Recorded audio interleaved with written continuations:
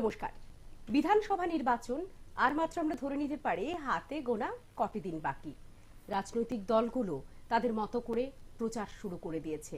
একদিকে জোট, কেউ আবার ঠিক কোন জোটে যাবেন, পা বাড়াবেন সেটা নিয়ে দ্বিধা, আবার কোথাও একক লড়াইয়ের প্রতিযোগিতা। সবকিছু মিলিয়ে আমরা বলতে পারি একেবারে ভোটের ঢাকে কিন্তু কাঠি পড়ে গেছে। এবং আপনাদের সমস্ত প্রশ্ন নিয়ে আপনারা ঠিকই জানতে চাইছেন রাজনৈতিক মেরুকরণ কোন দিকে চাইছে, সমস্ত কিছুর উত্তর খুঁজতে আমাদের এই বিশেষ সম্প্রচার বিধানসভা নির্বাচনে একেবারে সবচেয়ে বড় সম্প্রচার কুরুক্ষেত্রে আপনাদের প্রত্যেককে স্বাগত। আপনাদের সঙ্গে রয়েছে আমি সুতপা, এবং আমার সঙ্গে আজ একেবারে প্রথম ধাপে আলোচনায় রয়েছেন রাজ্য ডিওয়াইএফ এর রাজ্য সম্পাদক নবারুণ দেব। নবারুণ দা, স্বাগত আপনাকে। প্রথমে নবারুণ দা, যে বিষয়টাতে যাব, যে দলটি 1977 সালে আমরা যদি দেখি যে বাম এবং সঙ্গে জনতা দল মিলে 3 মাসের জন্য সরকার গঠন করেছিল এবং সেটা ব্যর্থ হয়েছে। তারপর 1978 সালে বামফ্রন্ট সরকার রাজ্যে প্রথমবারের মতো ক্ষমতায় আসে, টানা 10 বছর সেখানে শাসন করে, মাঝে জোট আমল, তারপরে আবার 25 বছরের শাসন। সেই 35 বছরের সরকার কি বা এই বামফ্রন্ট দলের কি কোন রকম অস্তিত্ব সংকটের জায়গায় এসে দাঁড়িয়েছে যে তাদের জোটের কথা ভাবতে হচ্ছে, তাও এতদিন যারা মূল প্রতিদ্বন্দ্বী ছিল? না, দেখুন, এই সমস্যা হচ্ছে আমাদের এই প্রশ্নেরই যে সমস্যা বা অস্তিত্বের সংকটটা বামপন্থীদের তৈরি হয়নি। অস্তিত্বের সংকটটা তৈরি হয়েছে আমাদের দেশের সংবিধানের, আমাদের দেশের ধর্মনিরপেক্ষতার, আচ্ছা, আমাদের দেশের মানুষের যে মানবিক নাগরিক অধিকার, সেই অধিকারের অস্তিত্বের সংকট তৈরি হয়েছে। আপনি 1978 সাল থেকে টানছেন, আমি আর একটু পেছনে যাচ্ছি। 1948 সালের আগে দেখুন, ভারতবর্ষ যখন পরাধীন ছিল তখনও একটাই মঞ্চে, একটা মঞ্চেই বামপন্থীরা, কমিউনিস্টরা, কংগ্রেসরা একই মঞ্চে, সেদিন সেই মঞ্চটার নাম ছিল কংগ্রেস, একসঙ্গে থেকেই দেশের স্বাধীনতার জন্য কিন্তু লড়াইটা করেছিলেন। আজকের স্বাধীনতার পর যখন দেখা যাচ্ছে, স্বাধীনতার 75 বছর পর যখন দেশের সংবিধানটা আক্রান্ত, তখন এই সংবিধানটাকে রক্ষা করার প্রথম দায়ভার হিসেবে আমরা মনে করি বামপন্থীদের এগিয়ে আসা উচিত, এবং বামপন্থীরা এই দায়িত্ব নিতে পারেন মাথায়। ফলে এরকম একটা পরিস্থিতিতে আমাদের মনে হচ্ছে যে এইরকম একটা কঠিন, যে আমাদের রাজ্যের বামফ্রন্টকে সরকারে আসতে হবে, আমাদের রাজ্যের কয়েকজন মন্ত্রী হতে হবে, তার জন্য কংগ্রেস সিপিএম মিলে মন্ত্রিসভা দখল করতে হবে। এই দৃষ্টিভঙ্গি থেকে কিন্তু এরকম একটা আলোচনায় আমরা আসিনি, বা এরকম একটা জুট এর কথা বামপন্থীরা বা কংগ্রেসের থেকে ঘোষণা হয়নি। আজকের যে মিছিলটা হয়েছে, মিছিলের কথা, মিছিলে কি স্লোগান ছিল? আমার ভোট আমার অধিকার। মিছিলে একটা জায়গায় উচ্চারণ ছিল না, ফ্লেক্সে কোথাও লেখা ছিল না যে আমরা সিপিএম কংগ্রেস জোট আমাদের ভোট দিন। এই কথাতে আমরা কিন্তু মিছিল করিনি। আমরা এই কথাতে মিছিল করিনি 16ই ফেব্রুয়ারি বামফ্রন্ট এবং কংগ্রেস প্রার্থীদের জয়ী করুন, যে আজকে হাজারো হাজারো মানুষ মিছিলে হেঁটেছেন আগরতলায়। মিছিলের মূল স্লোগান, মূল কথা ছিল আমার ভোট আমার অধিকার। তার মানে হচ্ছে আমাদের সংবিধান, আমার অধিকার আক্রান্ত, আমাদের সংবিধানের অস্তিত্ব সংকটের মুখোমুখি যখন, তখন আমরা একসাথে দাঁড়িয়ে তার অস্তিত্ব রক্ষা, তাকে রক্ষার জন্য আমরা রাস্তায় নেমেছি। জোট আমলকে আপনারা কালো দিন হিসেবেই আখ্যায়িত করেছেন। বিশেষ করে আমরা বামপন্থীদের মুখেই বারবার, যেটা কংগ্রেসীদের ভাষায় যদি আমরা ধার নিয়ে বলি, যে আপনারা রেকর্ড বাজিয়ে গেছেন। সে কালো দিন কি কোথাও এখন ভুলে গেছে বামপন্থীরা? কি মনে হয় আপনার? ইতিহাস কি কখনো ভোলা যায়? কিন্তু এই যেমন ইতিহাসটা, এই কালো দিনটা ভোলা যাবে না। আমার শত্রু যখন আজকের, আমরা যখন জোট আমলের কথা বলছেন, তখন আমাদের রাজ্যটা আক্রান্ত ছিল, আজ আমার দেশটা আক্রান্ত। সেদিন আমরা রাজনৈতিক দল হিসেবে আমরা আক্রান্ত হয়েছিলাম, আজকে আমাদের দেশের সংবিধানটা আক্রান্ত। এখন আমার কাছে সবচেয়ে বড় হচ্ছেন, আমার দলটাকে বাঁচাতে হবে না আমার দেশের সংবিধানটাকে বাঁচাতে হবে।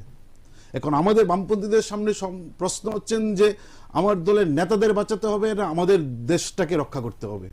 এখন প্রশ্ন হচ্ছেন যে না, আমার দেশে আমার রাজনৈতিক দল, তার আগে আমার দেশ, আমার রাজনৈতিক নেতারা আক্রান্ত হচ্ছেন, তার আগে আমার দেশের সংবিধান আক্রান্ত হচ্ছেন। এই প্রশ্নটা যখন আমার থেকে আমাদের হয়ে যাচ্ছে, আমার রাজ্য থেকে আমার দেশের হয়ে যাচ্ছে, তখন সেই জায়গায় আমাদের এই দেশ রক্ষা করা, সংবিধান রক্ষা করার প্রশ্নে আমাকে এই জায়গায় আসতে হচ্ছে, বিকল্প কোনো জায়গা নেই। এবং আমরা বলছি কি, আমরা শুধুমাত্র কংগ্রেস কেন, আমরা বলছিলাম এই দেশ সংবিধান রক্ষার প্রশ্নে সমস্ত ধর্মনিরপেক্ষ গণতান্ত্রিক দলকে এক জায়গায় আসা উচিত, সেই আহ্বান তো আমরা রেখেছি।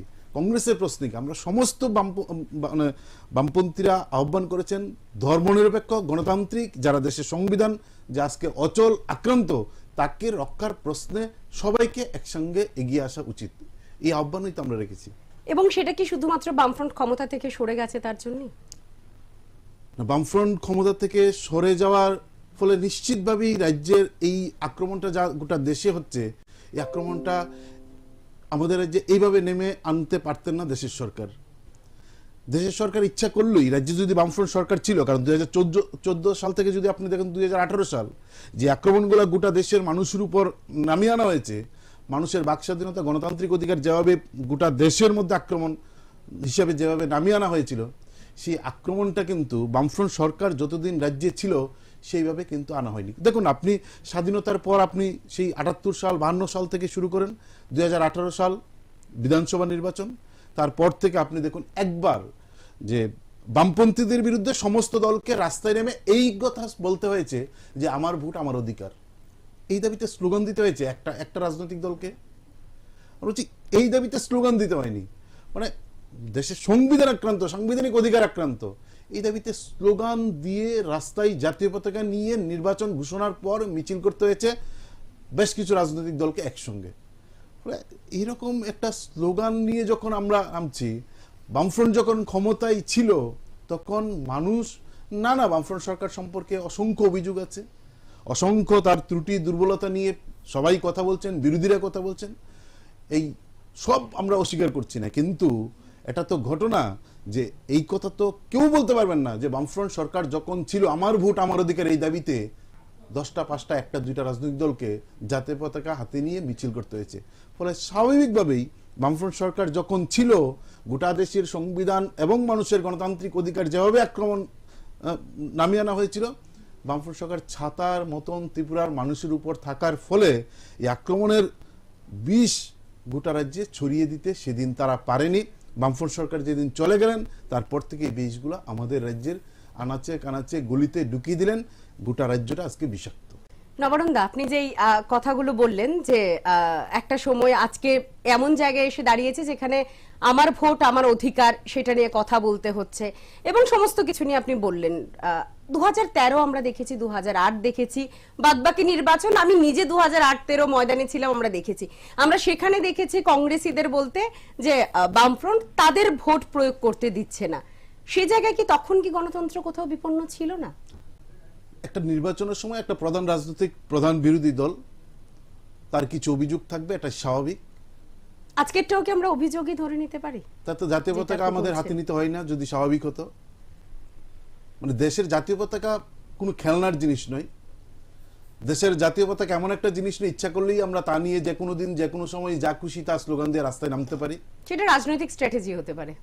নিশ্চয়ই সেই রাজনৈতিক স্ট্র্যাটেজিটা নির্ভর করে তার গুরুত্ব এবং এই স্ট্র্যাটেজিটার কতটুকু পাওয়ার এবং এই স্ট্র্যাটেজিটা মানুষ কতটুকু গ্রহণ করবেন এবং মানুষ এই ক্ষেত্রে তার কতটুকু তার এফেক্ট মানুষের উপর আছে এবং কতটুকু পড়বে তার উপর দাঁড়িয়ে একটা রাজনৈতিক দল এবং যে রাজনৈতিক দল জাতীয় রাজনৈতিক দল যারা রাস্তার মধ্যে দাঁড়িয়ে নিজেদের উলঙ্গ করে একটা স্লোগানকে সামনে রেখে ভোটের আগে ময়দানে নামার জন্য চেষ্টা করেন, সেই রকম কোনো জাতীয় মানে সেই রকম পরিস্থিতিতে এই পতাকা হাতে নেওয়া হয়নি। এটা সুনির্দিষ্ট এবং যদি সংবিধান তার সঙ্গে যুক্ত না থাকতো নিশ্চিতভাবেই জাতীয় পতাকা এই মিছিলে আসার কোনো প্রয়োজন ছিল না।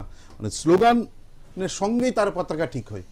ফলে এই একটা স্বাভাবিক বিরোধী অবস্থানে দাঁড়িয়ে কতগুলো অভিযোগ করা আর কতগুলা ভিত্তি তৈরি হওয়ার পর কিন্তু তার আগে আমাদের অভিজ্ঞতার উপর দাঁড়িয়ে এডিসি ইলেকশন, তার পরবর্তী তার সঙ্গে পঞ্চায়েত নির্বাচন, তার সঙ্গে হচ্ছেন এএমসি ইলেকশন, তারপর লোকসভা নির্বাচন, তার সঙ্গে আগরতলায় 2টা কেন্দ্রে উপনির্বাচন, এই সবগুলোর উপর দাঁড়িয়ে একটা ভিত্তি তৈরি হওয়ার পর কিন্তু এই অবস্থা।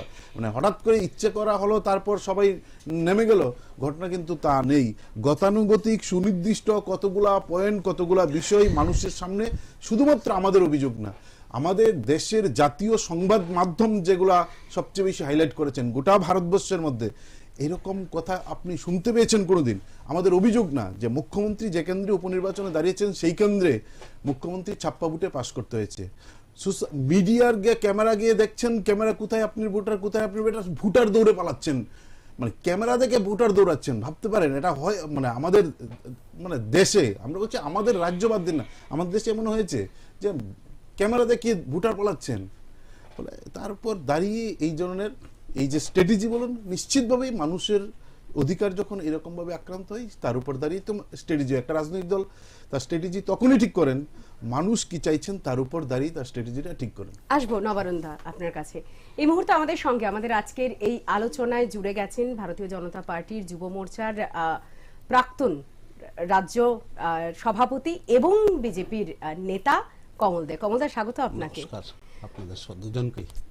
প্রথমেই যে বিষয়টা কিছুক্ষণ আগে আমরা নবারুণদার সঙ্গে আলোচনায় গেছি, তারপর আবার আপনার সঙ্গে যখন আসবো নবারুণদার সঙ্গে আলোচনায় যাব, প্রথমেই কমলদা যে বিষয়টা আপনার কাছ থেকে জানবো, যে কোনো রাজনৈতিক দল সে যখন শাসকের আসনে থাকে তারপরে সে যখন নির্বাচনে যায় তখন তার ভিশন ডকুমেন্টে ঠিক কতটা প্রতিশ্রুতি পূরণ হয়েছে সেটা নিয়ে সাধারণ মানুষের কাছে যায়, কিন্তু আপনাদের ভিশন ডকুমেন্ট কতটা প্রতিশ্রুতি পূরণ হয়েছে? বিরোধীদের অভিযোগ 95% হয়নি, আপনাদের দাবি 95% হয়েছে আপনাদের রিপোর্ট কার্ডে। আপনি কি বলবেন? আমি 95 বলবো না, 100% বলবো। আচ্ছা, 100%। আচ্ছা, আসবো নবারুণদার কাছে, তারপরে কি বলবেন আপনি? বলছি, আমরা তো প্রতিশ্রুতি দেই, নবারুণ বাবুরা প্রতিশ্রুতি দিতেও জানে না। তারা 25 বছর না 35 বছর নির্বাচন করেছে, কোনোদিন প্রতিশ্রুতি দেয়নি এই রাজ্যবাসীকে যে আমরা এত ঘর করব, এতগুলি রাস্তা করব, এত চাকরি দেব, বা কর্মসংস্থানের, চাকরি বলবো না, কর্মসংস্থানের ব্যবস্থা করব। কারণ চাকরির সংখ্যায় ভিশন ডকুমেন্টের প্রতিশ্রুতি অনুযায়ী আপনারা পৌঁছতে পারেননি। তাদের যে ম্যানিফেস্টো আপনারা দেখবেন, কংগ্রেস এবং তাদের ম্যানিফেস্টোতে কোথাও কোনো দিন আপনি রাজ্যের মানুষের জন্য কি করব এই ধরনের ধ্যান ধারণা, এই ধরনের চিন্তা ভাবনা তাদের কোনোদিনই ছিল না। জনজাতিদের জন্য কি উন্নয়ন করব, আমরা রাজ্যে কত মানুষকে জল দেব, কত মানুষের জন্য মেডিকেলের ব্যবস্থা করব, কতটা কলেজ করতে পারবো, কোনো ধ্যান ধারণা তাদের নেই। তারা প্রতিনিয়ত একটাই সব কথা, আমরা সরকারে আসলে আমরা করব এই কথা বলে, কিন্তু কেন্দ্র দেয় না।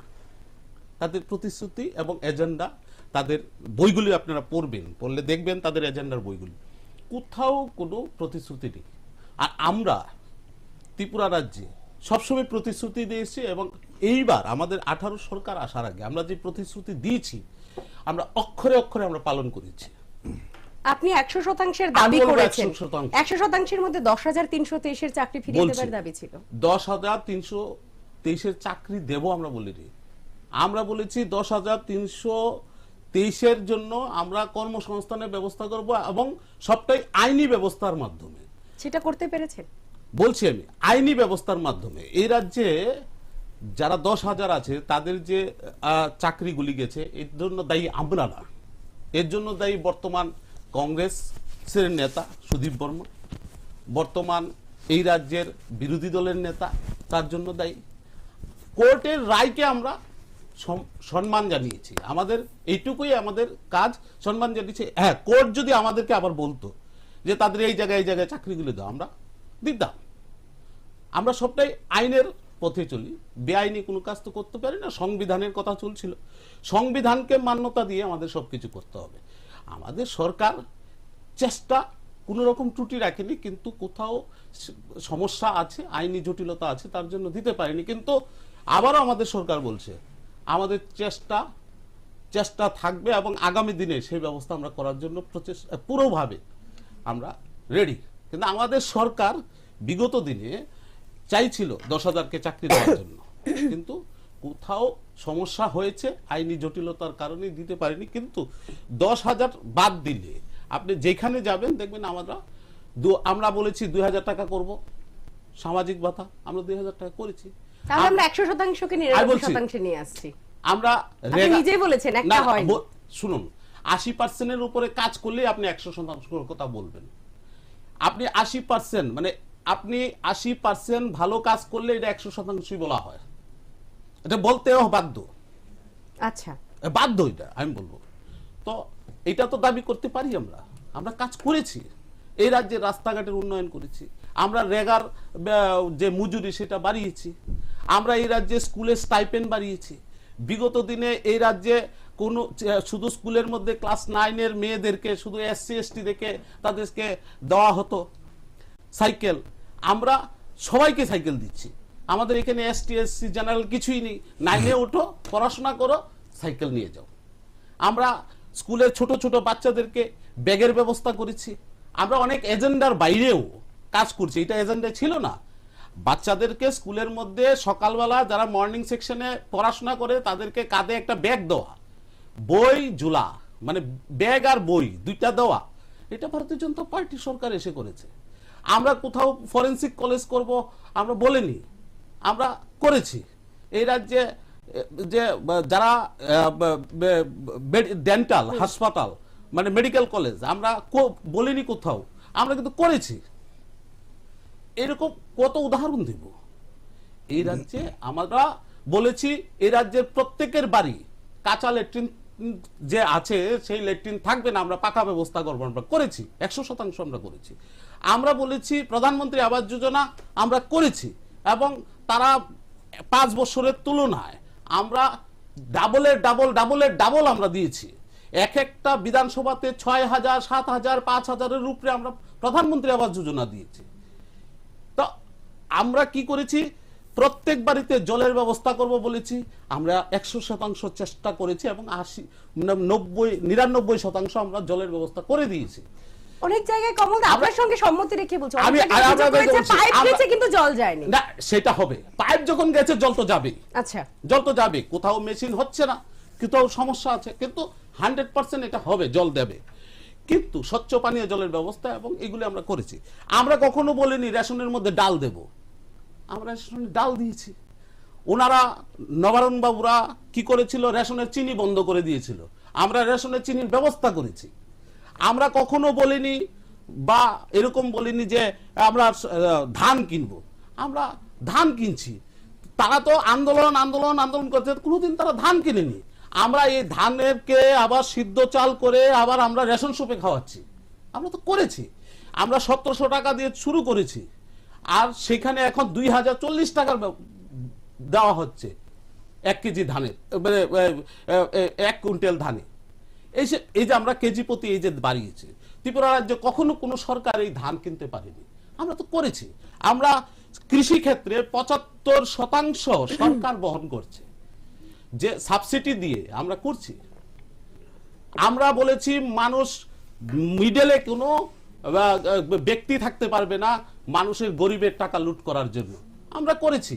আমরা জনধন যোজনার মাধ্যমে মহিলাদেরকে অর্থ দেওয়া হয়েছে, রেগার বেতন আজকে এটার মাধ্যমে দেওয়া হচ্ছে। আমরা কি করেছি, আমরা বলেছি ত্রিপুরা রাজ্যে করাপশন মুক্ত করব, আমরা করতে পেরেছি।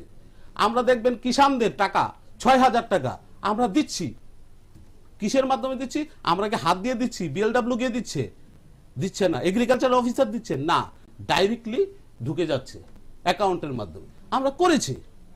তো ত্রিপুরা রাজ্যে এই প্রথম কোন সরকার, যে সরকার ত্রিপুরার মানুষের প্রত্যেকটা পরিবারের জন্য কাজ করেছে। আমরা PM কুসুম, আপনি অবাক হয়ে যাবেন, এক একটা ভূত এরিয়াতে 15টা 20টা করে PM কুসুম দিয়েছি, যেখানে 2,500 টাকা দিয়ে আপনি একটা জলের ব্যবস্থা করতে পারছেন। সারাদিন জল পড়ছে, যতক্ষণ সূর্য থাকে ততক্ষণ ক্ষেতের মধ্যে জমির মধ্যে জল পড়ছে। আসছি কমল, অবাক হয়ে যাবেন, উন্নয়নের খতিয়ান নিয়ে আসছি আপনার কাছে। কত বলবো, আমি তো একেবারেই আসছি। আমরা নবারুণ দা যাব আপনার কাছে। 80% অর্থাৎ লেটার মার্কস পেলে ফুল মার্ক হয়ে যায়, যেটা কমলদার কথা 100%। কি বলবেন আপনি? প্রথমত আর্যভট্ট বেঁচে নেই, তাই কমলদার কথায় আমরা হাসছি, নয়তো আর্যভট্টই হাসতেন।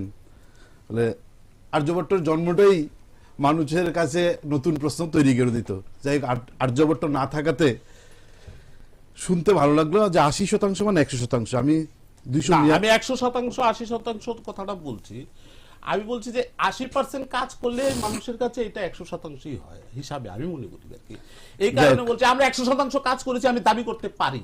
একদমই আসবো, আমি দাবি করতে আসবো, আপনার কাছে আসবো। নবারুণ দা যেটা বলছিলেন আমি দাবি করতে পারি, আর দাবি তো আমি করতে পারি। দুটা দিক ছিল, একটা ছিল 299টা প্রতিশ্রুতি, এবং এটাকে সাম আপ করে একটা দেওয়া হয়েছিল 10টা